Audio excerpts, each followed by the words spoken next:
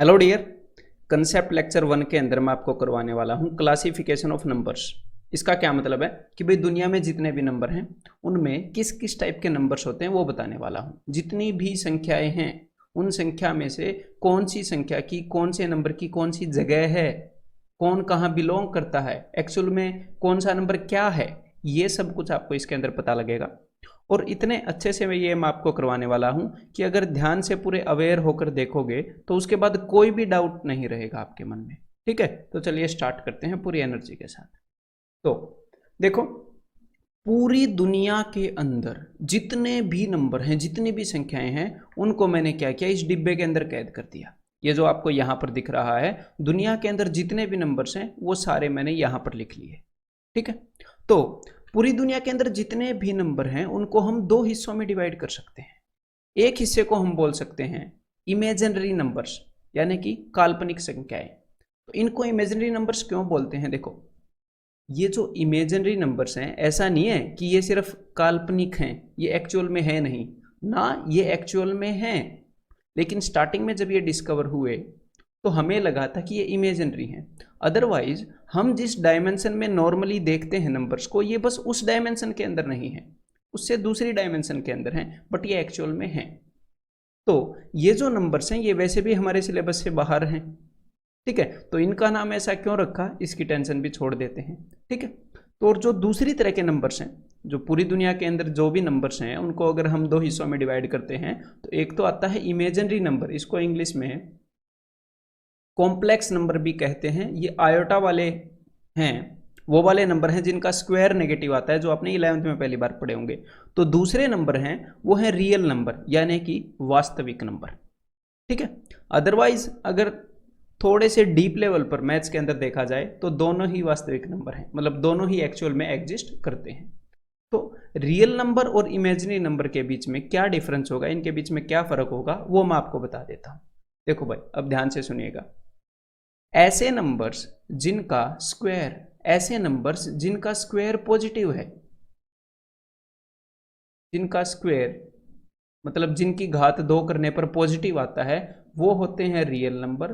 और ऐसे नंबर्स जिनका स्क्वायर करने पर भी नेगेटिव आता है, वो होते हैं इमेजिनरी नंबर्स। अगर मैंने किसी नंबर का स्क्वायर किया और आंसर आया नेगेटिव, यानी कि वो इमेजिनरी नंबर है, और अगर आंसर आया पॉजिटिव यानी कि वो रियल नंबर है। अगर मैं यहां पर एग्जांपल लूं तो देखो, अंडर रूट 3 का स्क्वायर करोगे तो क्या आएगा, अंडर रूट 3 का स्क्वायर करने पर 3 आता है, मतलब कि पॉजिटिव आता है। 2 का स्क्वायर करने पर क्या आता है, 2 का स्क्वायर करने पर आता है 4, मतलब कि पॉजिटिव है। -2 का स्क्वायर करने पर क्या आता है, -2 का स्क्वायर करेंगे तो आएगा +4। किसी भी नेगेटिव नंबर का स्क्वायर करोगे तो भी पॉजिटिव ही आता है। तो ये जो जो भी नंबर्स हैं जिनका मैंने स्क्वायर किया था, जिन जिन भी नंबर्स का मैंने स्क्वायर किया था, उनका स्क्वायर करने पर क्या आया था, पॉजिटिव आया था। तो ये सारे नंबर रियल नंबर्स हैं। -2, √3, 2, 3.5, ये सारे नंबर्स रियल नंबर हैं। लेकिन अगर मैं यहीं पर लेता हूं अंडर रूट -3, जब आप इसका स्क्वायर करोगे तो यहां पर आएगा -3। तो अंडर रूट -3 ये जो नंबर है ये इमेजिनरी नंबर है। क्लियर है? इनके बीच में डिफरेंस समझ में आ गया आपको? लेकिन ये जो इमेजिनरी नंबर है ये हमारे सिलेबस में नहीं है, तो इससे ज़्यादा इसके बारे में सोचना हमारे लिए ज़रूरी नहीं है। अब हम कंसंट्रेट करते हैं रियल नंबर्स पर, ऐसे नंबर जिनका स्क्वायर पॉजिटिव है, जिनके अंदर आयोटा नहीं आता है। ठीक है, तो ये जो रियल नंबर हैं ये हमारे सिलेबस में हैं। तो दुनिया में जितने भी रियल नंबर्स हैं उनको दो हिस्सों में हम बांट सकते हैं। सबसे पहला हिस्सा इरेशनल नंबर्स, यानी कि अप्रिमेय संख्याएं, और दूसरा हिस्सा है जी रैशनल नंबर्स, यानी कि परिमेय संख्याएं। तो इन दोनों के बीच में क्या फर्क है, ध्यान से सुनिएगा, छोटा सा फर्क है। जब हम नंबर्स को नंबर लाइन पर रिप्रेजेंट करते हैं, ये हमने एक नंबर लाइन बना रखी है, यहां पर है -∞, मतलब छोटे से छोटा नंबर, और यहां पर है +∞। ठीक है, मतलब कि बड़े से बड़ा नंबर। तो जब हम नंबर्स को इस नंबर लाइन के ऊपर कहीं पर भी देखते हैं, अगर मैं आपसे पूछूं कि 2.5 कहाँ है तो आप बोलोगे कि 2.5 यहां है। तो जब हम नंबर्स को इस संख्या रेखा या नंबर लाइन पर देखते हैं तो इरेशनल नंबर्स ऐसे नंबर हैं, ध्यान से सुनिएगा, ये जो इरेशनल नंबर्स हैं ये ऐसे नंबर हैं कि आप एग्जैक्टली अगर आप ये बोलोगे ना कि यहां पर है ये नंबर, एग्जैक्टली कोई जगह नहीं बता सकते कि नंबर लाइन पर एग्जैक्टली यहां पर ये नंबर है। ठीक है, मतलब कि जैसे अगर मैं आपसे पूछूंगा कि एक कहाँ पर है, तो आप एग्जैक्टली बोल दोगे यहाँ पर है, इस डंडे के ऊपर, इस वाले डंडे के ऊपर। अगर मैं आपसे पूछूंगा कि भाई 0.5 कहाँ पर है, तो आप बोल दोगे कि 0.5 एग्जैक्टली इन दो डंडों के बीच में ये जो डंडा है इस पर है। लेकिन जब आप इरेशनल नंबर्स के बारे में बताना चाहोगे, जब अप्रिमेय संख्याओं के बारे में बताना चाहोगे, तो आपको ऐसा कोई डंडा मिलेगा ही नहीं, कितना भी बड़ा लेंस यूज कर लेना। लेकिन ये जो रैशनल नंबर्स हैं, इनको आप नंबर लाइन पर एग्जैक्टली बोल सकते हो कि इस डंडे के ऊपर ये वाली वैल्यू है। अगर जैसे 0.5 है, 0.5 को हम बोल सकते हैं ना कि भाई यहाँ पर होगा एग्जैक्टली 0.5, 0 और 1 के बीच में जो डंडा होगा उस डंडे पर। क्लियर है? तो ये वाली जो डेफिनेशन है, ये जो अपनी कन्वेंशनल डेफिनेशन होती है जो मैंने आपको बताई है, ये उससे थोड़ी सी अलग है, ठीक है, लेकिन एक्चुअल में यही डेफिनेशन है। तो जो कन्वेंशनल आपको जो बुक के अंदर डेफिनेशन मिलेगी वो भी मैं आपको बता देता हूं। अब ध्यान से सुनिएगा।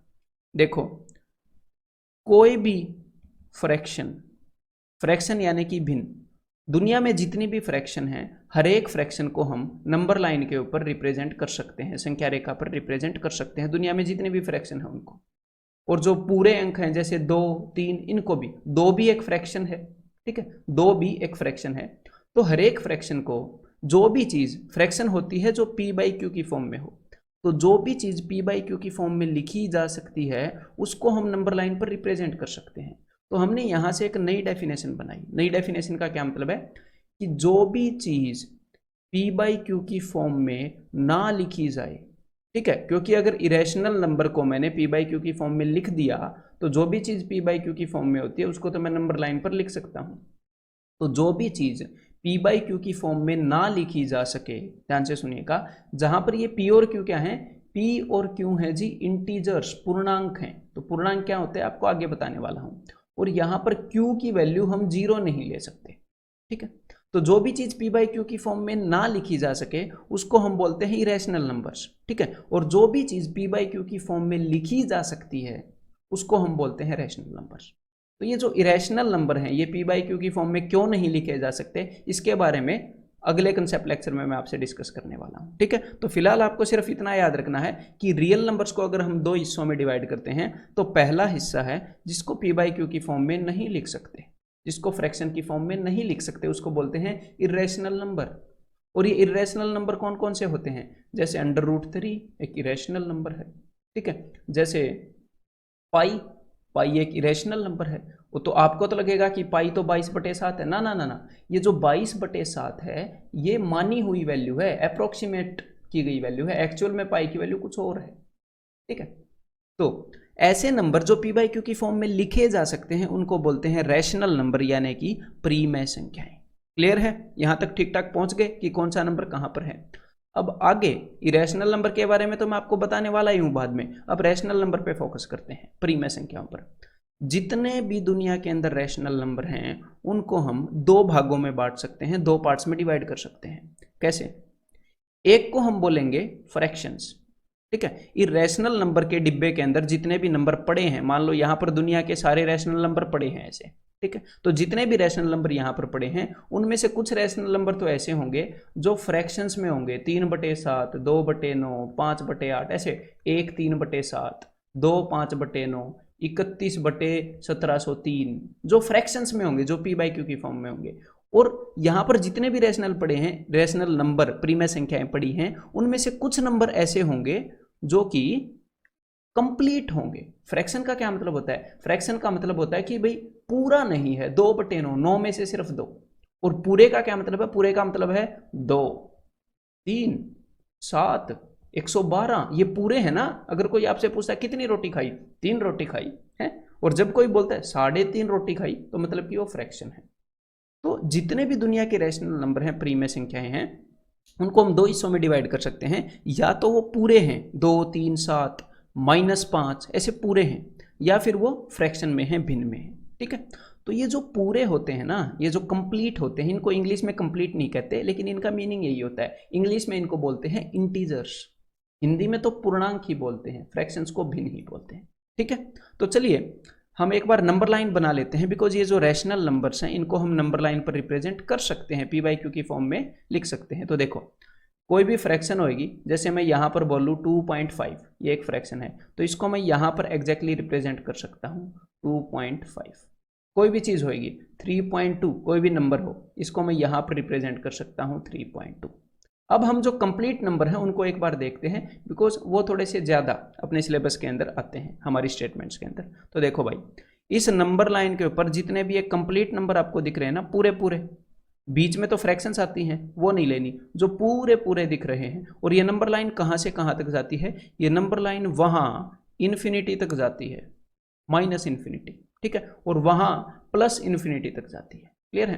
तो ये जितने भी पूरे पूरे नंबर्स हैं जो इन खूंटों के ऊपर हैं, इन डंडों के पास हैं, उन सारे नंबर्स को हम बोलते हैं इंटीजर्स। जो इन खूंटों पे हैं उनको ध्यान रखना, बीच वाले को नहीं, जो इन खूंटों पे हैं, इन डंडों पे हैं, और हिंदी में उनको बोलते हैं पूर्णांक। और यहां पर इनमें आपको देखने को मिला होगा कि एक तो बीच में है जीरो, जो ना पॉजिटिव है ना नेगेटिव है, जीरो ना पॉजिटिव है ना नेगेटिव है। जीरो से इस साइड जो नंबर हैं वो है जी नेगेटिव नंबर्स, उनको आप नेगेटिव इंटीजर्स बोल सकते हो, या फिर हिंदी में आप बोल सकते हो ऋणात्मक संख्याएं। ऋण, उनके पास ऋण है, उनके ऊपर ऋण चढ़ा हुआ है, बिकॉज ये नेगेटिव हैं। और जो इस साइड जो नंबर्स हैं उनको आप बोल सकते हो पॉजिटिव इंटीजर्स, यानी कि धनात्मक संख्याएं। ठीक है भाई? और देखो, अगर आप सारे नेगेटिव इंटीजर्स को हटा देते हो, नेगेटिव इंटीजर्स को छोड़कर दुनिया के सारे ये वाले नंबर ले लेते हो, तो उनको आप क्या बोलोगे? उनको आप बोलोगे non negative integers. Non negative integers, कि नेगेटिव को हटाकर बाकी सारे। हिंदी में क्या बोलेंगे? गैर ऋणात्मक संख्याएं। और जब आप दुनिया के सारे पॉजिटिव नंबर्स को हटा देते हो और इन नंबर्स को बताना चाहते हो कि ये क्या हैं, तो ये होते हैं नॉन पॉजिटिव नंबर्स। कि पॉजिटिव नंबर्स को छोड़कर नॉन पॉजिटिव इंटीजर्स, ऐसे बोल सकते हैं कि पॉजिटिव इंटीजर्स को छोड़कर सारे नेगेटिव इंटीजर्स और जीरो, यानी कि गैर धनात्मक संख्याएं। ठीक है?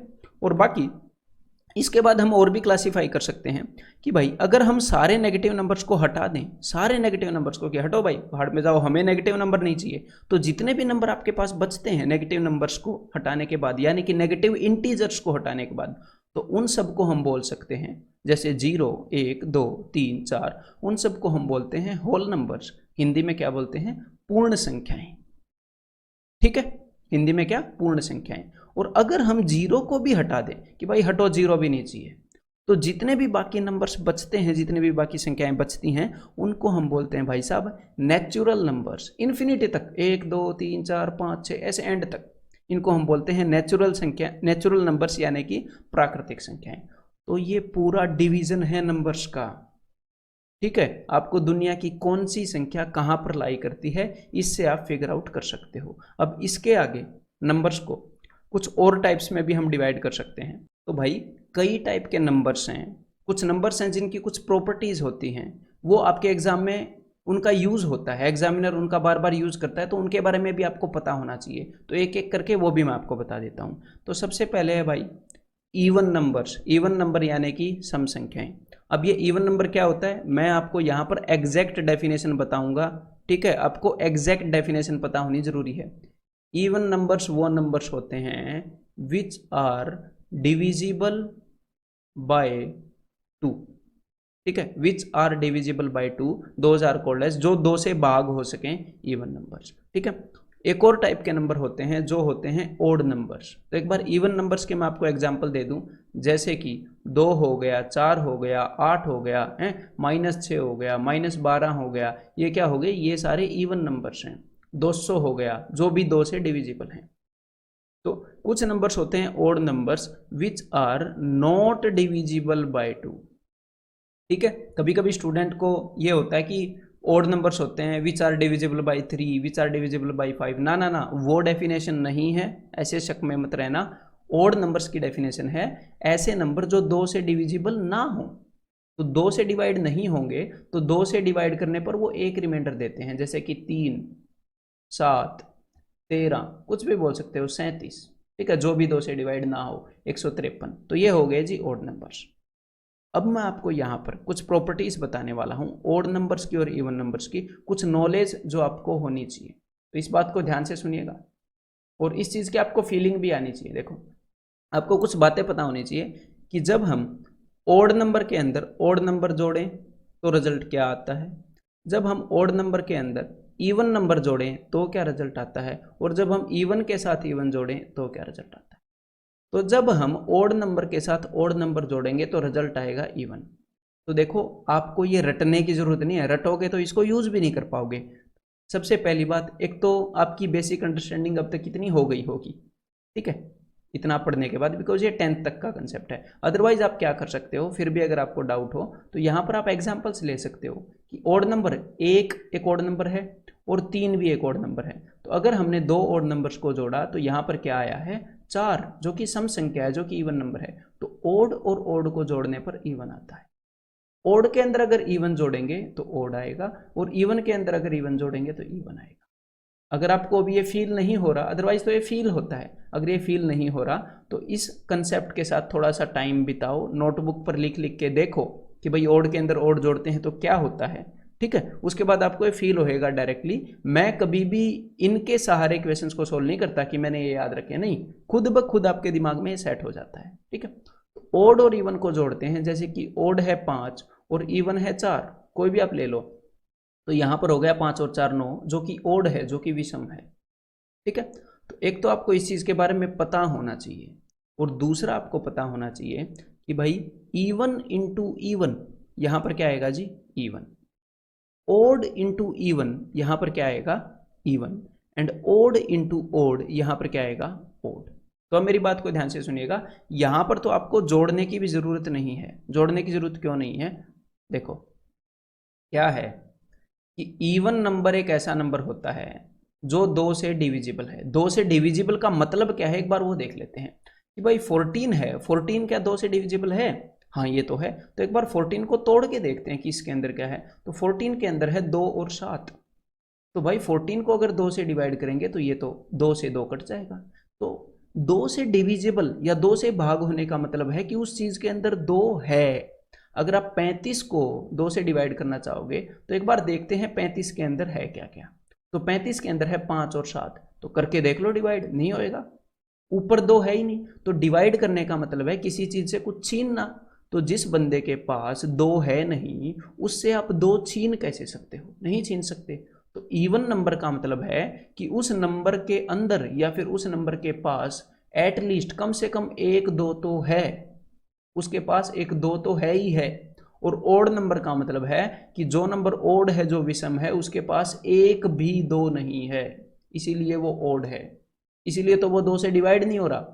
अगर उसके पास 1 भी 2 होता तो हम 2 से डिवाइड करते तो वो हो जाता, ठीक है। तो देखो इस नंबर के पास 2 है, इस नंबर के पास 2 है। अगर ये 2 नंबर आपस में मिल जाएंगे तो भाई 2 तो होगा ही इनके पास, दोनों के पास 2 था। तो इस नंबर के पास 2 नहीं है लेकिन इसके पास है, तो भाई इन दोनों को मिलाकर देखोगे तो देखो इसके पास 2 था तो 2 होगा, इन दोनों को मिलाओगे तो प्रोडक्ट मतलब कि मिलाना, ठीक है। इस नंबर के पास भी 2 नहीं है, इस नंबर के पास भी 2 नहीं है, तो भाई चाहे ऐसे ऐसे 50 नंबर मिला लो जिनके पास 2 नहीं है, तो एंड में 2 तो उनके पास नहीं आएगा। तो कितने भी ओड नंबर हो उनका प्रोडक्ट लोगे तो एंड में ओड ही आने वाला है, ठीक है। क्लियर है ये बात, ये आपके समझ में आनी चाहिए थी। नहीं समझ में आई तो आपकी ब्रेनस्टॉर्मिंग की जरूरत है, बिकॉज ये बिल्कुल बेसिक बात है, ठीक है। इसके बाद नेक्स्ट टाइप ऑफ जो नंबर है वो है जी प्राइम नंबर्स, यानी कि अभाज्य संख्याएं। तो यहाँ पर मैं आपको इसकी एग्जैक्ट डेफिनेशन बताना चाहूंगा, ये भी ध्यान से सुन लीजिएगा, ठीक है। इसके अंदर भी काफी डाउट होता है स्टूडेंट्स को। देखो प्राइम नंबर की एग्जैक्ट डेफिनेशन होती है, उससे पहले आपको 2 चीजों का पता होना चाहिए। एक तो आपको पता होना चाहिए, आपको वो चीजें ही बता देता हूँ कि भाई फैक्टर्स होते क्या हैं, और दूसरा मल्टीपल क्या होते हैं, ठीक है, ये आगे काम आएंगे। तो फैक्टर को हिंदी में बोलते हैं भाई साहब गुणनखंड, गुणनखंड, और मल्टीपल को हिंदी में बोलते हैं गुणज, ठीक है। तो फैक्टर को आप ऐसे सोच सकते हो कि भाई फैक्टर होता है टुकड़ा, ठीक है। फैक्टर क्या होता है, टुकड़ा। मान लो यहां पर मैं बोलूं कि भाई 35 के फैक्टर क्या क्या हैं, तो 35 को आप तोड़ लो। तो 35 को जब मैंने तोड़ा तो मेरे सामने आया 5 और 7, तो ये 35 के टुकड़े ही है ना। जब मैंने 35 को तोड़ा, जब मैंने 30 को तोड़ा तो मेरे सामने क्या आया, तो मेरे सामने आया जी 30 को मैंने तोड़ दिया ऐसे 3 इंटू 10, फिर मैंने आगे 10 को भी तोड़ दिया 2 इंटू 5, तो 30 के कितने टुकड़े बन गए, 3 2 5, ये टुकड़े बन गए। तो जो भी चीज मतलब कि जो ये 30 के टुकड़े हैं ये हैं 30 के फैक्टर्स, ठीक है, मतलब कि 30 का कोई हिस्सा, उसको बोलते हैं फैक्टर। तो ये 30 से हमेशा छोटा होगा। देन अगली चीज है कि भाई मल्टीपल। मल्टीपल क्या होते हैं, आपने मल्टीप्लीकेशन टेबल किए हैं, पहाड़े किए हैं, तो जैसे 2 के मल्टीपल क्या होते हैं, 2 दूनी 4, 2 तिये 6। किसी चीज में किसी चीज से गुणा करने पर जो चीज आए उसको बोलते हैं मल्टीपल। ठीक है, 2 चौके 8, ये 8 उसका मल्टीपल है 2 का, तो मल्टीपल ये चीजें होती हैं। तो देखो कोई भी नंबर प्राइम है, ये कैसे पता चलेगा, प्राइम नंबर को हिंदी में बोलते हैं अभाज्य संख्याएं। तो कोई भी नंबर जिसके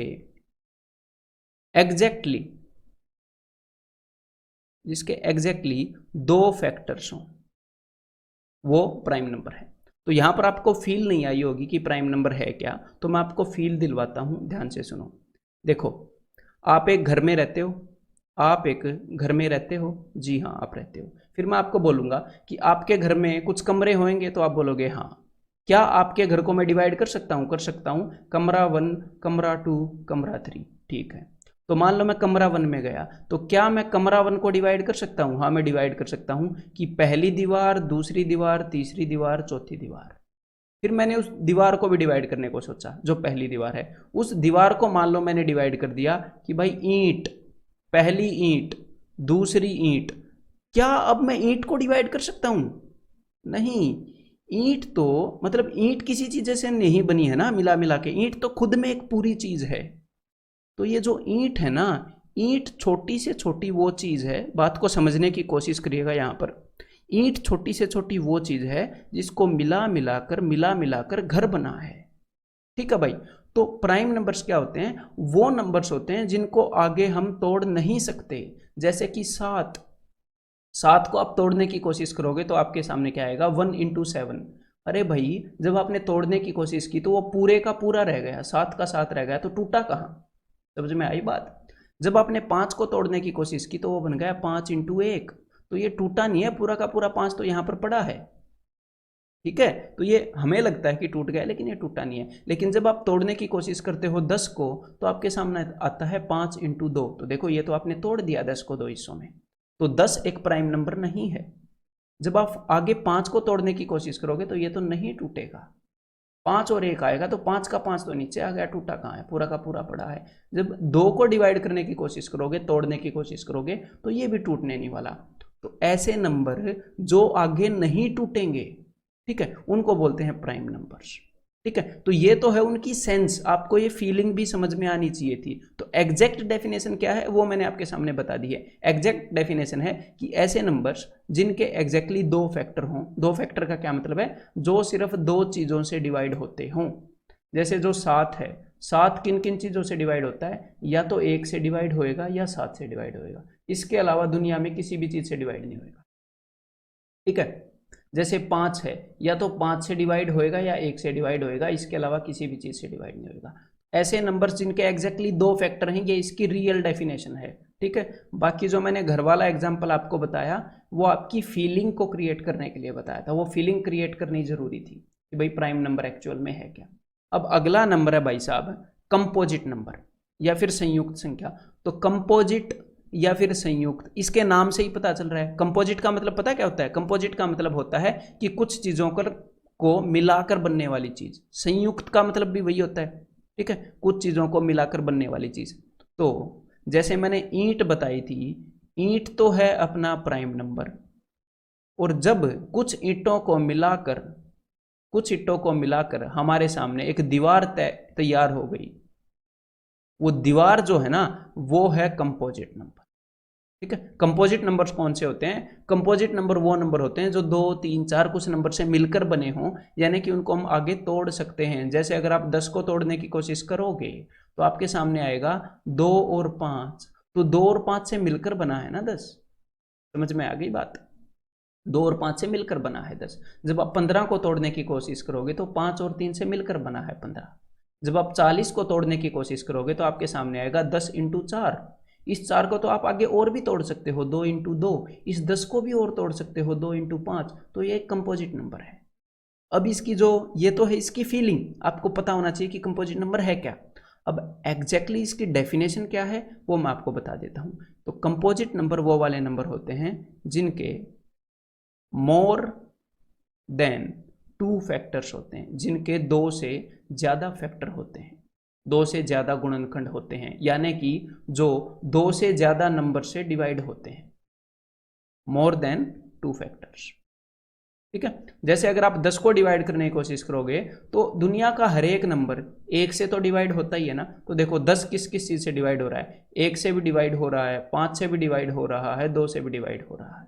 ठीक है, तो दुनिया का हर एक नंबर 1 से डिवाइड होता ही है, और दुनिया का हर एक नंबर खुद से भी डिवाइड होता है।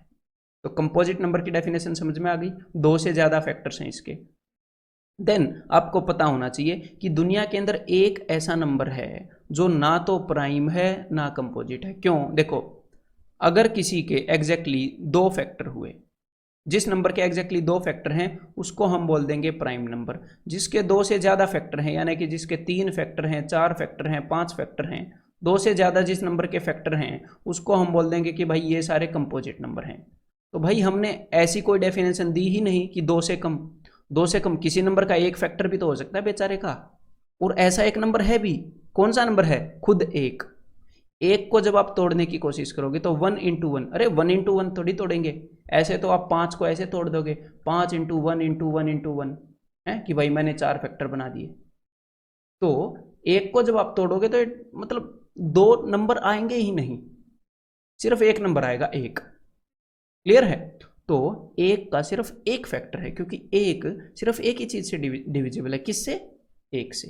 तो एक जो है, आपको ये चीज याद रखनी है, इस चीज को यूज करता है एग्जामिनर कि 1 इज नीदर प्राइम। जो एक है वो ना तो प्राइम है, ना तो अभाज्य है, नॉर कंपोजिट, ना ही संयुक्त यानी कि कंपोजिट नंबर है। ये चीज आपको याद रखनी है। ठीक है, देन अब इससे अगली चीज करते हैं। नेक्स्ट चीज है को प्राइम नंबर्स। अब को प्राइम का मतलब क्या है? को प्राइम का मतलब है, इसको एक और चीज भी बोलते हैं, रिलेटिवली प्राइम। उसी चीज का नाम है, इसको लेकर भी स्टूडेंट में कभी कभी कंफ्यूजन हो जाता है, रिलेटिवली प्राइम या रिलेटिव प्राइम नंबर्स, ठीक है, या म्यूचुअली प्राइम नंबर। तो इसकी मैं आपको फीलिंग बताना चाहूं तो उसका क्या मतलब है? उसका मतलब है एक दूसरे के हिसाब से प्राइम। एक दूसरे के हिसाब से प्राइम मतलब कि 2 ऐसे नंबर जिनमें कुछ भी कॉमन ना हो। ठीक है, जैसे कि खुद उन नंबर्स का प्राइम होना जरूरी नहीं है, 2 ऐसे नंबर जो एक दूसरे के हिसाब से प्राइम हैं, उनमें एक दूसरे में कुछ भी कॉमन नहीं है। जैसे कि देखो 15 खुद एक प्राइम नंबर नहीं है ना, नहीं है। लेकिन अगर मैं यहां पर बोलूं 15 और कोई भी नंबर ले लेता हूं, जैसे कि भाई मैंने ले लिया इसमें 5 और 3 है, तो यहां पर मैंने 49 ले लिया, तो 49 भी प्राइम नंबर नहीं है 49, और ना ही 15 प्राइम नंबर है। लेकिन एक दूसरे के हिसाब से अगर देखें तो इनमें कुछ भी कॉमन नहीं है, तो ये को प्राइम नंबर है। इसके अंदर हम प्राइम नंबर भी ले सकते हैं, ऐसी बात नहीं है कि भाई 5 और 13 ये भी को प्राइम है, 5 और 24 ये भी को प्राइम है। इनमें भी कुछ कॉमन नहीं है, इनमें भी कुछ कॉमन नहीं है, तो कोई भी। और को प्राइम नंबर कितने होंगे? को प्राइम नंबर एक नंबर नहीं होता कि 17 को प्राइम है, नहीं। नंबर को प्राइम होता है दूसरे नंबर के हिसाब से, कि उस नंबर के साथ इसमें कुछ भी कॉमन नहीं है। तो को प्राइम का एक जोड़ा होता है कि ये 2 नंबर एक दूसरे के हिसाब से को प्राइम है। क्लियर है? चलिए, तो सारे टाइप्स जो आपके एग्जाम के लिए जरूरी थे वो तो मैंने करा दिए। अब मैं आपको कुछ जरूरी बातें बताना चाहूंगा प्राइम नंबर्स को लेकर, तो आप ध्यान से सुन लीजिएगा, ये भी नोट करने लायक बातें हैं कि भाई स्मॉलेस्ट प्राइम नंबर कौन सा है? सबसे छोटा प्राइम नंबर दुनिया के अंदर वो है भाई 2, सबसे छोटा प्राइम नंबर। और एक ऐसा प्राइम नंबर है दुनिया में अकेला जो कि इवन है, ओनली, जो कि सम है, ओनली इवन प्राइम नंबर। इस चीज को यूज करता है भाई एग्जामिनर। तो अकेला प्राइम नंबर जो कि इवन है वो है 2, सबसे छोटा प्राइम नंबर भी 2 ही है। ठीक है, इसके अलावा जितने भी प्राइम नंबर है सारे इवन है। देखो 3, 5, 7, 11, 13 सारे ओड हैं इस 2 के अलावा। ठीक है, देन एक और बात आपको पता होनी चाहिए, ध्यान से सुनिएगा, इसको समझना जरूरी है कि एवरी प्राइम नंबर, हर एक प्राइम नंबर इस दुनिया में जो है भी है, कैन बी एक्सप्रेस्ड, उसको हम एक्सप्रेस कर सकते हैं, उसको हम लिख सकते हैं, can be expressed as 6n + -1। मतलब कि दुनिया में जो भी प्राइम नंबर है, और यहां पर कुछ एक्सेप्शंस हैं, एक्सेप्ट 2 and 3, 2 और 3 को छोड़कर दुनिया में जितने भी प्राइम नंबर हैं उनको हम 6n + -1 की फॉर्म में लिख सकते हैं। मतलब कि दुनिया में जितने भी प्राइम नंबर हैं वो या तो 6n का क्या मतलब है, 6n का मतलब है 6 का मल्टीपल, जो चीज़ 6 से भाग होती है। तो दुनिया में जितने भी प्राइम नंबर हैं वो या तो 6 से 1 आगे हैं या वो 6 से 1 पीछे हैं, 6 के पहाड़े से, सॉरी, ठीक है। तो 2 और 3 के अलावा एक बार एक्सपेरिमेंट करके देखें। और ऐसे मत सोचना, अब इस बात को ध्यान से सुनो, ऐसे मत सोचना कि जो भी नंबर 6n प्लस माइनस 1 की फॉर्म में है या जो भी नंबर जो 6 के पहाड़े से 1 आगे है या 1 पीछे है वो प्राइम नंबर है। मैं ऐसा नहीं बोल रहा कि जो भी नंबर इन दोनों जगह पर है वो प्राइम नंबर है ना। अब फिर से मेरी बात को सुनो, मैं बोल रहा हूं कि जो भी प्राइम नंबर है, जो भी है, हो सकता है 6 से 1 आगे या 1 पीछे प्राइम नंबर, कोई ऐसा नंबर हो सकता है जो प्राइम नंबर ना हो। लेकिन मैं बोल रहा हूं कि जो भी प्राइम नंबर है अगर वो कहीं पर मिलेगा तो वो पक्का या तो 6 के पहाड़े से 1 पहले होगा 6 के टेबल से, या 6 के टेबल से 1 बाद में होगा। ठीक है, अगर ये बात समझ में नहीं भी आई हो तो इसको बार बार सुनो, इसके ऊपर सोचो। तो देखो, अब इस चीज से आपको फायदा क्या होगा, इस चीज से आपको फायदा होता है कि आप तेज स्पीड के अंदर प्राइम नंबर अभाज्य संख्याएं निकाल सकते हैं कि स्टार्टिंग की 2 वाली तो 2 और 3 है, और अगला जो भी नंबर होगा मैं 6 के पहाड़े के आसपास देखूंगा। तो 6 एकम क्या होता है, 6 एकम 6, तो 6 से पहले देखो 5, 5 प्राइम है, जी हाँ। 6 के आगे 1 7, 7 प्राइम है। फिर 6 दूनी 12, 12 से 1 पहले 11 भी प्राइम है, 12 के 1 बाद 13 भी प्राइम है। 6 तिये 18, 18 से 1 पहले 17 भी प्राइम है और 19 भी प्राइम है ना। 18 के बाद 6 चौके 24, 24 से 1 पहले 23 भी प्राइम है, 24 के 1 बाद 25, 25 प्राइम नहीं है ना। तो मैंने क्या बोला था कि कुछ ऐसे नंबर्स होंगे जो कि 6 के पहाड़े से 1 पहले या 1 बाद में आएंगे लेकिन वो प्राइम नंबर नहीं होंगे। लेकिन दुनिया में जितने भी प्राइम नंबर हैं वो इन्हीं 2 जगह पर आ सकते हैं, बीच में और कहीं नहीं आ सकते। ये मेरी उस बात का मतलब था। ठीक है, तो चलो भाई, बहुत चीजें सिखा दी। अब करें जरा कुछ क्वेश्चंस इस नॉलेज के ऊपर बेस्ड। तो चलो स्टार्ट करते हैं। ये जो भी क्वेश्चन मैं बताऊं उससे पहले एक बार खुद ट्राई कर लीजिएगा। How many natural numbers are less than 37? 37 से कम कितनी प्राकृतिक संख्याएं हैं? तो देखो भाई, 37 से कम मतलब कि 37 को नहीं लेना, सिर्फ 36 तक लेना है। और सबसे पहले नेचुरल नंबर्स कहाँ से स्टार्ट होते हैं? 1 से स्टार्ट होते हैं, तो 0 को भी नहीं लेना। तो मतलब कि 1 से लेकर 36 तक टोटल कितने नंबर हैं भाई? 1 से लेकर 36 तक सिर्फ 36 होंगे। आंसर हो जाएगा ऑप्शन 1। यह वाला ट्राई करो जरा एक बार। How many non negative integers are not more than 40? कितने नॉन नेगेटिव, गैर ऋणात्मक, मतलब कि जो नेगेटिव इंटीजर्स हैं उनको हमने नहीं लेना, उसके अलावा सारे लेने हैं, मतलब 0 से स्टार्ट होंगे।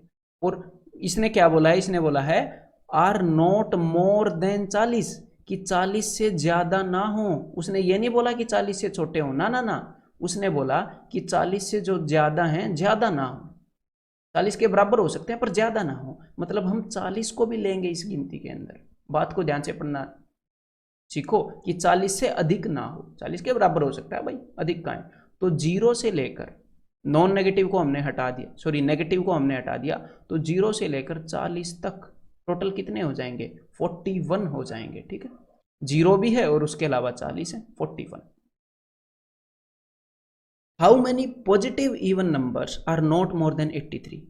कितने पॉजिटिव इवन नंबर्स? तो सबसे पहले एक तो बात यहाँ पर आ गई है इवन नंबर्स। तो इवन नंबर कहाँ पे होते हैं भाई? सबसे पहला इवन नंबर आएगा 2 पर, फिर इवन नंबर आएगा 4 पर, समझ रहे हो, एक एक छोड़ के आएगा, फिर आएगा 6 पर। ये सारे इवन नंबर है। और यहाँ पर एग्जामिनर ने आपको बोला है आर नॉट मोर देन 83, 83 से ज्यादा ना हो, 83 से ज्यादा वाले नहीं लेने। तो 83 से कम वाला, 83 से कम वाला सबसे पहला इधर से कौन सा होएगा? 82 होएगा इवन नंबर। ठीक है, और स्टार्टिंग में हमने कहाँ से शुरू करना है? हमने स्टार्ट करना है पॉजिटिव नंबर्स, मतलब कि 0 को भी भगा दो यहाँ से, यहाँ से। तो देखो भाई, जो 1 है, 3 है, 5 है, ये जो ओड नंबर्स हैं इनको भगाओ यहाँ से, सिर्फ 2 4 6। तो ये जो हैं ये हर एक दूसरे पर आ रहे हैं, हर एक दूसरे पर, तो मतलब कि आधे हैं। तो 82 तक अगर आप जाओगे तो 2 से डिवाइड कर दो, टोटल 41 मिलेंगे, बिकॉज एक एक छोड़कर है ना। तो आपको 41 इवन नंबर्स मिल जाएंगे। ठीक है, एक बार ये और ट्राई करो जरा। Let S1 be the set of all positive integers less than 52, less than 52। तो भाई ये 52 है, इससे कम सारे पॉजिटिव इंटीजर्स, यानी कि जीरो को भी नहीं लेंगे और जो नेगेटिव हैं उनको भी नहीं लेंगे, 1 से स्टार्ट करेंगे, 1 2 3, ये है जी S1। ठीक है, इसके अंदर टोटल कितने नंबर हैं, 1 से लेकर 52 तक, तो इसके अंदर टोटल हैं 52। S2 B the set of all non negative integers not more then 81। ठीक है भाई, जो 81 से ज्यादा नहीं है, नॉट मोर देन 81 से ज्यादा नहीं होने चाहिए, बराबर हो सकते हैं, 81 को लेंगे। और ये क्या है, ये है नॉन नेगेटिव। नॉन नेगेटिव का क्या मतलब होता है कि नेगेटिव वाले को छोड़कर बाकी सारे, मतलब जीरो को भी ले रहा है यहाँ पर ये बंदा इस सेट के अंदर।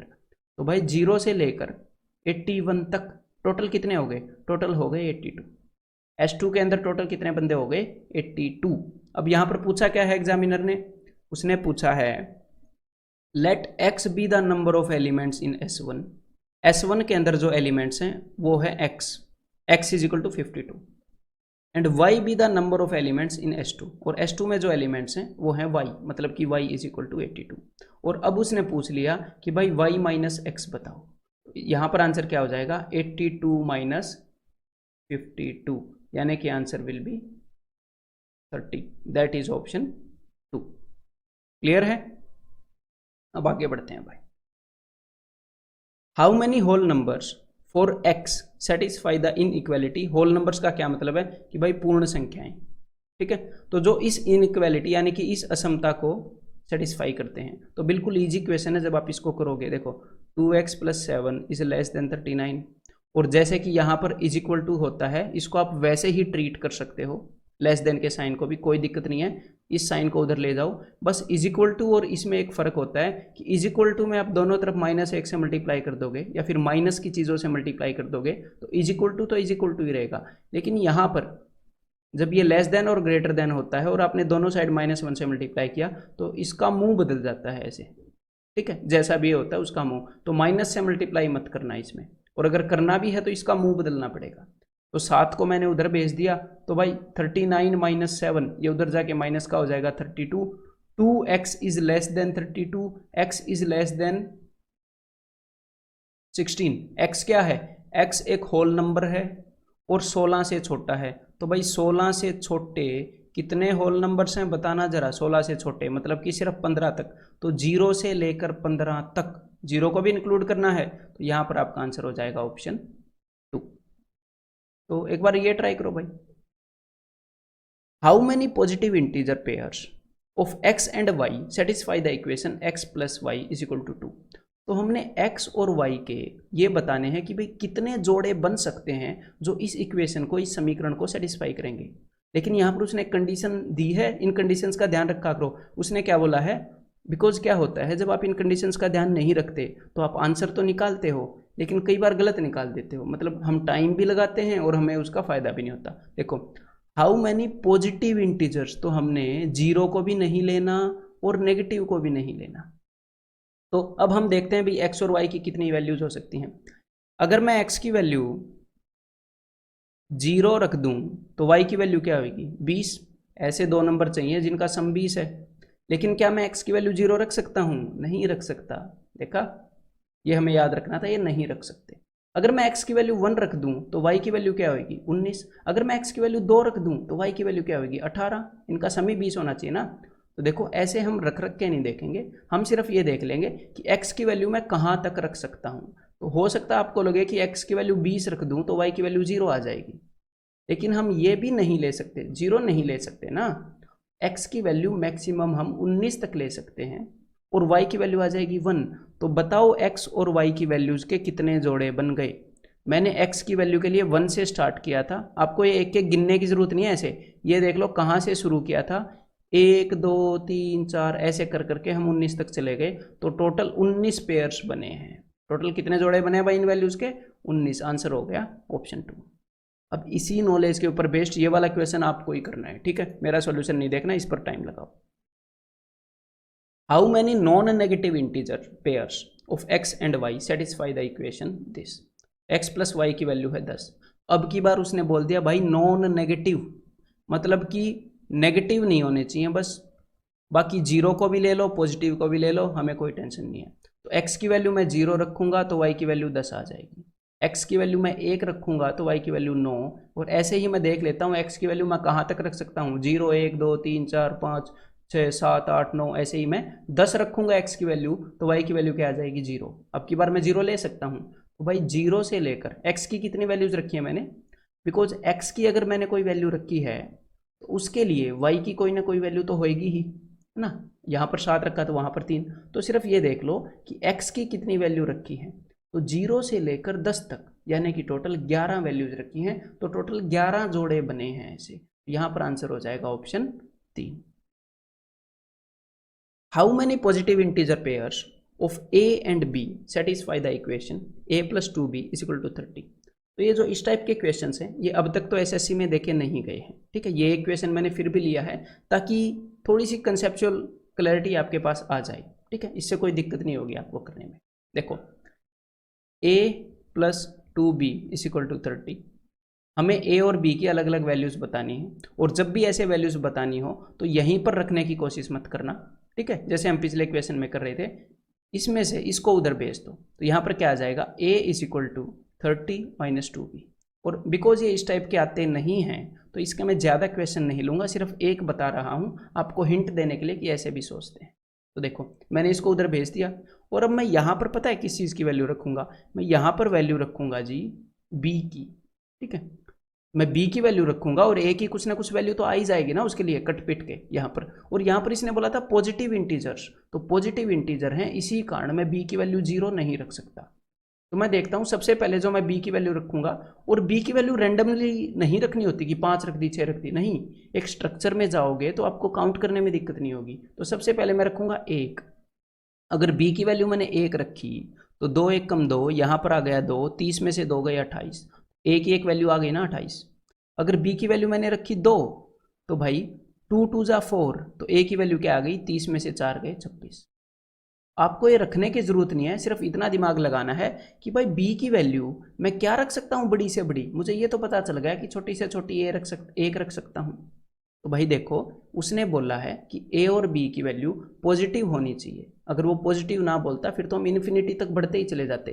तो इसको आप क्या रख सकते हो बड़े से बड़ा, अगर आपको ये लगे कि मैं b की वैल्यू 15 रख दूं, 15 दूनी 30, ठीक है, तो 30 में से 30 गए। अगर b की वैल्यू आप 15 रखोगे तो a की वैल्यू आ जाएगी 0। तो भाई पॉजिटिव होना चाहिए, ये वाली भी नहीं रख सकते, ठीक है। तो b की वैल्यू बड़ी से बड़ी, बिकॉज a की वैल्यू 0 आ गई ना, पॉजिटिव होनी चाहिए, तो b की वैल्यू बड़ी से बड़ी आप 14 रख सकते हो, 14 दूनी 28, ताकि 30 में से 28 गया क्या आ जाएगा जी 2, ठीक है। बस ये थोड़ा सा दिमाग लगाना था। तो कितनी वैल्यूज रख सकते हो आप, 1 से लेकर 14 तक, यानी कि टोटल 14 पेयर्स यहाँ पर बन सकते हैं a और b की वैल्यूज के। तो आंसर क्या आ जाएगा, ऑप्शन 1, ठीक है। तो चलिए अब कुछ अपने ओड इवन वाले कंसेप्ट के क्वेश्चंस करते हैं। ये देखो एक बार, if a and b are odd numbers then which of the following is even. तो सबसे पहला तरीका इस टाइप के क्वेश्चंस का, पुट वैल्यूज, जो भी एग्जामिनर ने आपको कंडीशंस दी हैं उनके तहत वैल्यूज रख दो। यही काम हमें अलजेब्रा में भी करना होता है ज़्यादातर क्वेश्चंस में, ठीक है, और सबसे इजीएस्ट काम है। उसने क्या बोला है, उसने बोला कि ए और बी ओड नंबर्स हैं, तो कोई दिक्कत नहीं, एक और एक ले लिया मैंने। हो सकता है आपको लगे कि एक और 3 ले ले, लेकिन उसने ये भी तो नहीं बोला कि अलग अलग लो, लेकिन चलो फिर भी हमने अलग अलग ले लिया। चलो एक एक लेकर भी काम चल सकता है, ऐसी बात नहीं है। तो उसने बोला था ये दोनों ओड नंबर हैं, तो मैंने ओड नंबर ले लिए। अब वो पूछ रहा है कि नीचे वाले ऑप्शंस में से कौन सा इवन है, तो मैं वैल्यूज पुट कर करके देख लूंगा। भाई ए की जगह पर 1 3 प्लस 1 इंटू 3, तो क्या ये इवन है, ये तो 7 आया, ये तो इवन नहीं है। यहाँ पर अगर मैं रखूंगा 1 3 माइनस वन से 1 गया 3, ये भी नहीं है। अगर मैं यहाँ पर रखूंगा 1 3 1, तो यहाँ पर क्या आया 5, ये भी नहीं है। तो सीधा आंसर लगा दिया मैंने ऑप्शन डी। चाहे इसमें रख के देख लो, 1 3 प्लस 2 इंटू 1 इंटू 3, तो ये क्या आ गया भाई 6, तो 6 और 3 9 और 1 10, तो ये आ गया ना इवन। तो सबसे पहला तरीका है, जो भी उसने कंडीशंस दी हैं उसके अंदर आप वैल्यूज पुट कर दो। अब दूसरा तरीका है उस अंडरस्टैंडिंग पे चलने का जो मैंने आपको बताई थी कि भाई ओड में ओड मल्टीप्लाई करोगे तो ओड आएगा। तो ये वाली जितनी भी मैंने आपको कंडीशंस बताई थी उनकी आपको अंडरस्टैंडिंग होएगी तो आप ये क्वेश्चन कर पाओगे फिर, ठीक है। क्लियर है भाई, ये आपको फीलिंग होनी चाहिए। तो दूसरा तरीका क्या है, देखो एक बार मैं इस कंडीशन से करके आपको दिखा देता हूं कि भाई ए और बी दोनों ओड हैं, तो यहाँ पर ओड नंबर है, यहाँ पर ओड नंबर है, और दो ओड नंबर्स को मल्टीप्लाई करते हैं तो ओड ही आता है। तो भाई ओड प्लस ओड क्या होएगा, ओड, ओड होएगा, सॉरी ओड प्लस ओड क्या होएगा, इवन, और इवन और ओड नंबर को जोड़ेंगे तो ओड नंबर आएगा, तो ये ओड नंबर है। और ऐसा करने के लिए आपको ये सब लिखने की ज़रूरत नहीं है अगर आपकी अंडरस्टैंडिंग है तो, ठीक है, दिमाग में कर सकते हैं।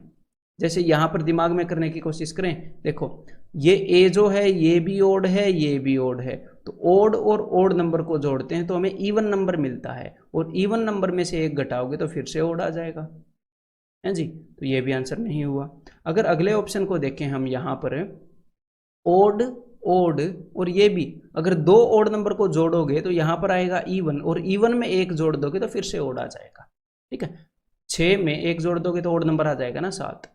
ऐसे ही जब आप इसके अंदर करोगे तो देखो ये क्या है, ये है ओड, ये क्या है, ये है जी ओड, और यहाँ पर क्या है, यहाँ पर उसने ऑलरेडी 2 दे रखा है। ओड, कोई भी नंबर ओड कब होता है, ओड तब होता है जब उसके पास 2 ना हो, उसने यहाँ पर 2 दे रखा है, तो यहाँ पर कितने भी ओड नंबर कर दो कोई फर्क नहीं पड़ता, ये इवन बन गया, इसके पास 2 आ गया, तो ये हो गया जी even. Odd plus odd even, even plus even even, तो ये वाला आंसर इवन है।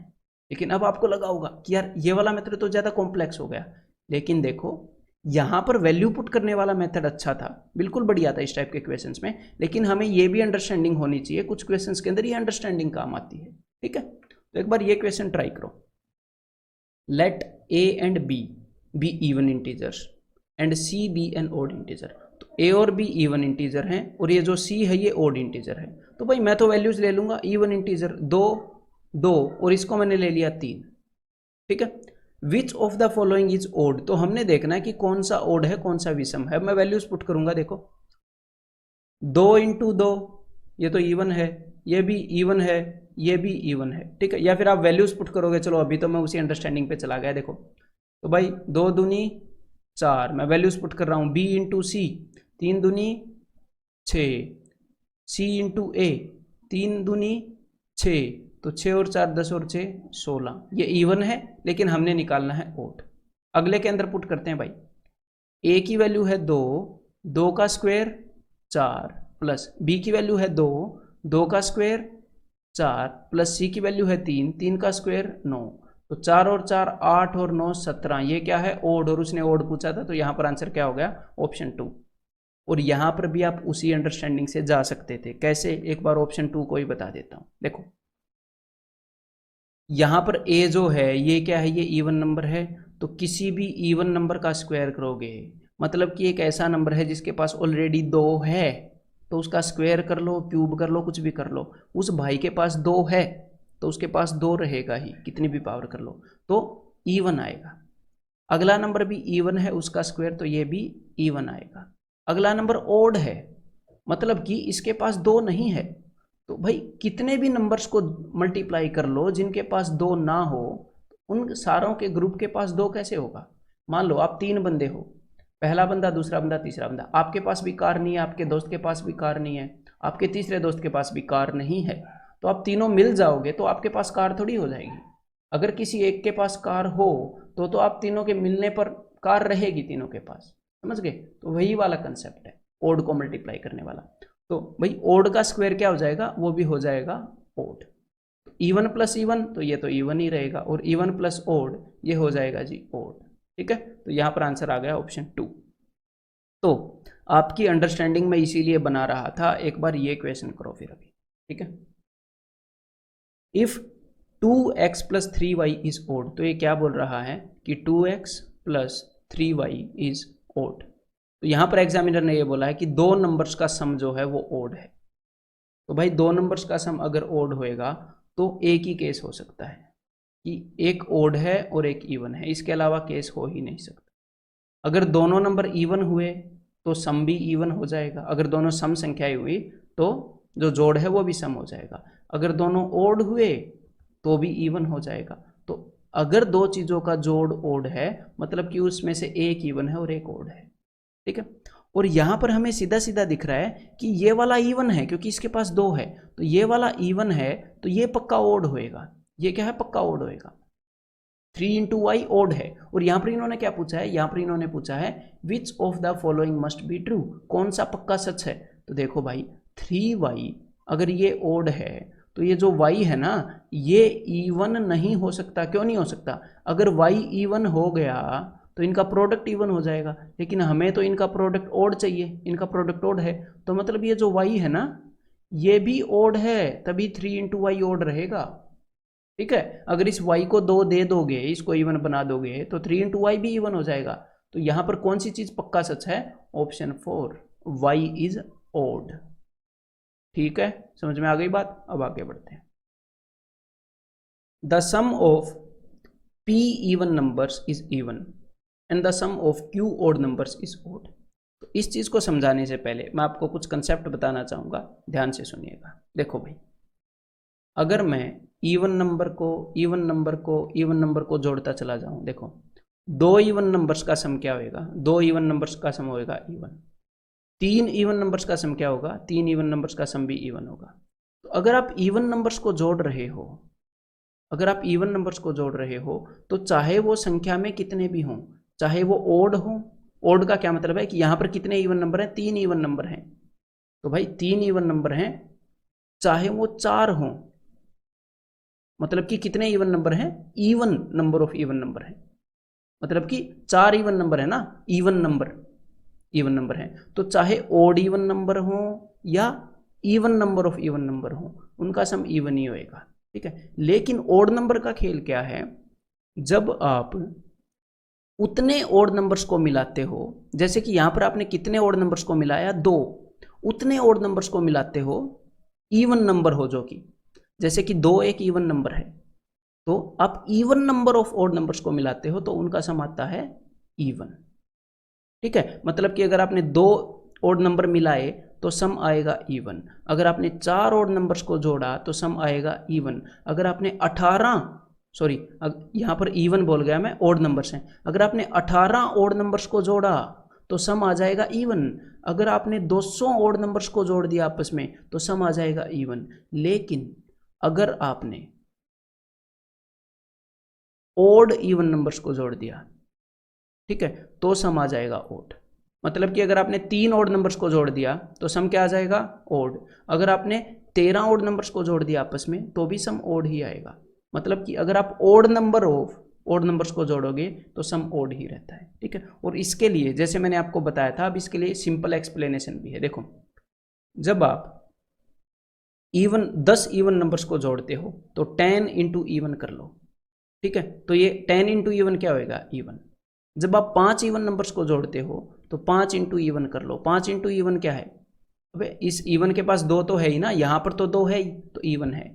जब आप 4 ओड नंबर्स को जोड़ते हो तो देखो 4 इंटू ओड नंबर्स, तो 4 जो है वो इवन है, तो पूरा प्रोडक्ट भी क्या हो जाएगा, इवन हो जाएगा। लेकिन जब आप 5 ओड नंबर्स को जोड़ते हो, 5 ओड नंबर्स को जोड़ने का क्या मतलब है, 5 इंटू ओ, ऐसे अगर मैं 5 बराबर ओड नंबर्स को जोड़ूँ तो समझाने के लिए, तो 5 इंटू ओ, तो ये बन गया 5O। तो ना तो इस O के पास 2 है क्योंकि ये ओड है, ना ही इस 5 के पास 2 है क्योंकि ये ओड है। इसी कारण जब आप उतने ओड नंबर्स को जोड़ते हो, कितने ओड नंबर्स को, odd number of odd numbers को, तो जो सम है वो ओड ही होता है। ठीक है, तो ये भी ऐसी चीज़ है जिसके ऊपर आपको थोड़ा सा खुद सोचना पड़ेगा, खुद ब्रेनस्टॉर्मिंग करनी पड़ेगी।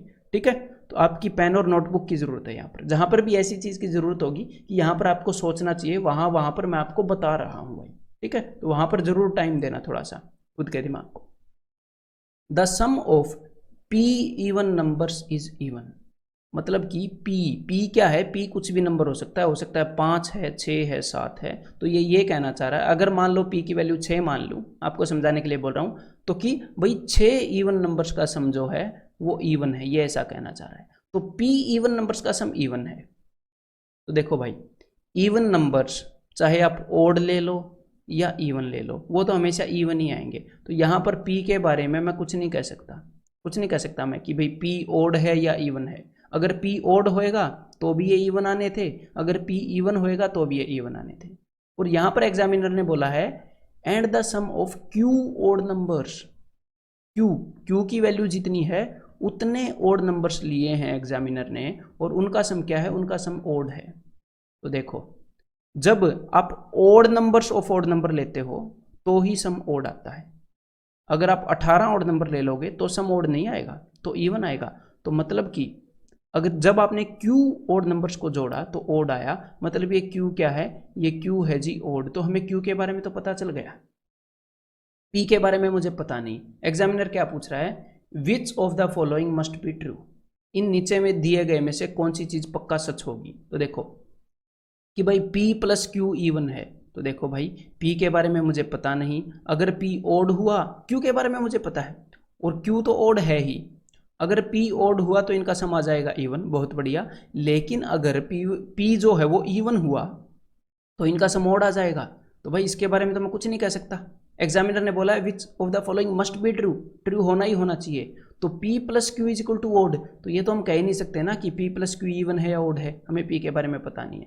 आगे उसने क्या पूछा है कि P into Q is even, तो देखो भाई P के बारे में मैं कुछ कह नहीं सकता, ओड भी हो सकता है और Q तो ओड है ही। अगर P ओड हुआ तो ओड इंटू ओड ओड ही हो जाएगा, तो ये भी पक्का ट्रू नहीं है। तो यहाँ पर आंसर क्या आ जाएगा, ऑप्शन 4। तो यहाँ पर आपको वो वाली अंडरस्टैंडिंग काम आई ना। हाँ, तो इसके बारे में सोचो जरा, टाइम दो, ये वाला क्वेश्चन ट्राई करो जरा एक बार। SSC CGL 2017 मेंस का है। X Y and Z are prime numbers, ठीक है भाई, 3 प्राइम नंबर्स हैं जिनका जोड़ है 38। What is the maximum value of x. देखो एक्स वाई और जेड इन सब का सम है 38, और यहाँ पर एग्जामिनर ने पूछी एक्स की मैक्सिमम वैल्यू। तो देखो जो प्राइम नंबर्स होते हैं, प्राइम नंबर सारे ओड होते हैं ना, बस मेरी बात को सुनते रहिएगा, समझाने के लिए बोल रहा हूँ आपको, जो भी बोल रहा हूँ। प्राइम नंबर सारे ओड होते हैं। अगर मैं 3 ओड नंबर्स को जोड़ दूँ, odd odd odd odd number of odd numbers को, तो यहाँ पर ओड आना चाहिए, लेकिन यहाँ पर तो इवन है। यहाँ पर विषम आना चाहिए, तो लेकिन यहाँ पर तो सम है। तो देखो इसका मतलब पक्का एक चीज इनके बीच में इवन है। तो सारे प्राइम नंबर्स ओड नहीं होते, एक प्राइम नंबर है दुनिया में जो इवन है। कौन सा प्राइम नंबर है जो इवन है, वो है जी 2। मतलब कि ये जो 3 प्राइम नंबर हैं जिनका सम 38 लिया गया है, उनमें से एक पक्का 2 है, ठीक है। तो मैंने क्या करना है, मैंने टोटल 38 वैल्यू को 3 हिस्सों में बांटना है ताकि x को बड़ी से बड़ी मिले। तो यहाँ पर z को तो मैंने 2 दे दी, मुझे पता है कि 2 भी इन्वॉल्व है। तो अब बाकी बच गए 2 और नंबर। तो 38 में से 2 गया, कितने बच गए भाई, 38 में से 2 गया, बच गए 36, ठीक है। और 36 को मैंने x और y में बांटना है, टोटल 38 था। तो 36 को ऐसे 2 हिस्सों में तोड़ना है ताकि दोनों प्राइम आए और बड़े से बड़ा x को देना है। तो देखो 6 होता है ना 36, मेरे को बड़े से बड़ा चाहिए, तो 6 5 30, वही अपने 6 का मल्टीपल वाले मैंने बताया था ना कि 30 से एक आगे और एक पीछे हम चेक करेंगे, और मुझे चाहिए x बड़े से बड़ा। तो देखो x को दे देंगे 31, इसको दे देंगे 5। अदरवाइज आप हिट एंड ट्रायल से भी ढूंढ सकते हो कि भाई हिट एंड ट्रायल से कैसे ढूंढ सकते हो, फिर ये दोनों ओड होने चाहिए, तो फिर आप इसको दोगे 3, तो बाकी कितना बच जाएगा 33। तो ये तो प्राइम नहीं है। आप y को छोटे से छोटा नंबर देना चाहोगे ताकि x को बड़े से बड़ा मिले, तो y को 2 तो दे नहीं सकते क्योंकि सिर्फ एक बार 2 आना था, यहाँ पर एक ही इवन आना था। फिर आप y को देते 2 के बाद जो प्राइम नंबर्स हैं, फिर आप y को देते 3, तो 3 दोगे तो x की वैल्यू 33 हो जाएगी, तो ये तो प्राइम नंबर है नहीं। फिर आप y को दोगे 5, तो इसको 5 दोगे तो ये 31। तो ऐसे भी निकल सकता है और ऐसे भी निकल सकता है कि सबसे बड़ा कौन सा है। तो x की वैल्यू यहाँ पर है जी ऑप्शन सी 31, मैक्सिमम इतनी हो सकती है। तो एक बार ये और ट्राई करो, इसकी लैंग्वेज से बच के रहना, क्वेश्चन की थोड़ा सा ध्यान से पढ़ना। If x is a prime number which of the following can not be true. नीचे जो है इसने ये नहीं पूछा, ध्यान से सुनिएगा, इसने ये नहीं पूछा कि कौन सा ट्रू नहीं है, which of the following is not true, ये नहीं पूछा उसने पूछा है कैन नॉट बी ट्रू, कौन सा सच नहीं है, ऐसा नहीं पूछा। उसने पूछा है कौन सा सच नहीं हो सकता है, कि जो कभी भी सच नहीं हो सकता। अगर इन ऑप्शंस में से कोई ऐसा ऑप्शन होगा जो एक आधी कंडीशन में सच हो सकता है, वो आंसर नहीं होएगा। ये ऐसा पूछ रहा है कि जो सच हो ही नहीं सकता। अब देखो x is a prime number, x एक प्राइम नंबर है, ठीक है, अभाज्य संख्या है। अब वो पूछ रहा है x + 2 इज प्राइम, तो क्या कोई ऐसा प्राइम नंबर है जिसमें 2 जोड़ने पर प्राइम आ जाए। तो 3 एक प्राइम नंबर है, उसमें 2 जोड़ देते हैं प्राइम आएगा। तो ये सच हो सकता है ना, वो पूछ रहा है नीचे कौन सा ऐसा है जो सच नहीं हो सकता। तो भाई देखो ये तो सच हो सकता है, x की ऐसी वैल्यू ली जा सकती है कि x+2 प्राइम आए, तो ये तो अपना आंसर नहीं है, ये तो सच हो सकता है। अगला देखते हैं, x+3 इज प्राइम। क्या ऐसी कोई वैल्यू है जिसमें 3 जोड़ने पर प्राइम आए? तो भाई अगर मैं x की वैल्यू 2 ले लूँ तो 2 में 3 जोड़ने पर प्राइम आ तो रहा है, तो भाई ये भी सच हो सकता है, ये भी आंसर नहीं हो सकता अपना। x+5 is prime. क्या ऐसा कोई नंबर है जिसमें 5 जोड़ने पर प्राइम आए? तो भाई 2 के अंदर 5 जोड़ो तो 7 आ जाता है, तो भाई ये भी सच हो सकता है, ये भी अपना आंसर नहीं है। तो क्या कोई ऐसा नंबर है जिसके अंदर 7 जोड़ने पर प्राइम आ जाए? देखो अगर x ओड हुआ, प्राइम नंबर या तो x या तो ओड होगा या इवन, अगर x ओड हुआ तो ओड प्लस ओड इवन आ जाएगा, और कभी भी इवन नंबर प्राइम नहीं होगा, 2 के अलावा कभी भी इवन नंबर प्राइम नहीं होगा, और ये 2 से बड़ा ही होएगा। तो x ओड तो हो नहीं सकता, और अगर x इवन हुआ, क्योंकि x एक प्राइम नंबर है, इवन हुआ तो एक ही ऑप्शन है कि x 2 हो सकता है, तो 2 + 7 9, तो 9 भी प्राइम नंबर नहीं है। तो x+7 कभी भी, अगर x प्राइम नंबर है तो x+7 कभी भी प्राइम नहीं हो सकता। This can never be true, ये सच नहीं हो सकता। तो यहाँ पर आंसर है ऑप्शन 4। यहाँ पर लैंग्वेज को समझना थोड़ा था आपको, ठीक है, अच्छे से पढ़ के। अब एक बार ये क्वेश्चन और करो भाई, let x be the sum of all prime numbers less than 30। x क्या है? 30 से छोटे जितने भी प्राइम नंबर हैं उन सब का सम है। And y be their product, और y है उन सब की गुणा, जितने भी 30 से छोटे प्राइम नंबर हैं उनकी। तो देखो y का तो हमें सीधा सीधा पता चल गया क्या, कि जो भी 30 से छोटे प्राइम नंबर हैं वो क्या होंगे, 2 × 3 × 5 × 7। तो हमें सीधा सीधा पता चल गया कि यहाँ पर एक 2 आ गया, तो हमें पता चल गया कि y तो इवन होएगा, देख के कि सम होएगा।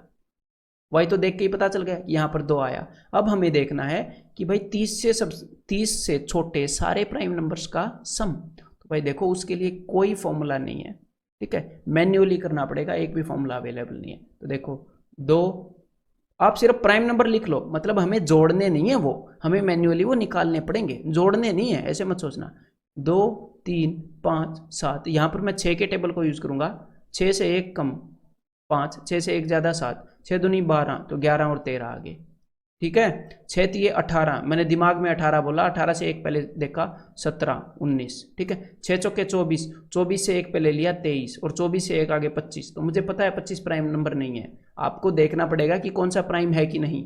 तो इस फॉर्मूले से फ़ायदा क्या होता है, 6n + -1, इससे फ़ायदा ये होता है कि आप जब 11 और 13 को चेक करते हो कि प्राइम नंबर हैं, उसके बाद आप सीधे 17 और 19 को चेक करते हो। बीच वालों पे टेंशन नहीं लेते बिना वजह की कि क्या 14 है कि नहीं, 15 है कि नहीं, ऐसे नहीं देखते। सीधे आप 6 के जंप लेते हो और चेक करते हो, प्राइम नंबर ढूंढते हो, ठीक है। तो कम टाइम में प्राइम नंबर ढूंढ पाओगे। अब 6 चौके 24 आ गया, 6 5 30, 30 से कम 29, और 31 तो 30 से ज़्यादा हो ही गया, हमें 30 तक चाहिए थे। तो देखो इनको जोड़ना नहीं है। आप ये बताओ यहाँ पर कितने ओड नंबर हैं, 1 2 3 4 5 6 7 8 9, 9 ओड नंबर हैं। अगर 9 ओड नंबर होंगे तो सम क्या आएगा, तो सम आएगा ओड। अगर odd number of odd numbers होंगे तो सम ओड आएगा, और ओड के अंदर यहाँ पर एक इवन और जोड़ा गया है, तो भाई ओड के अंदर इवन जोड़ोगे तो भी ओड आएगा। मतलब ये जो x है ये ओड है, और ये जो y है ये इवन है, ठीक है। अब यहाँ पर देखते हैं एग्जामिनर ने पूछा क्या है, x is even y is odd. तो भाई हमें चूज करना है x is odd y is even, यानी कि ऑप्शन 2। समझ में आ गया?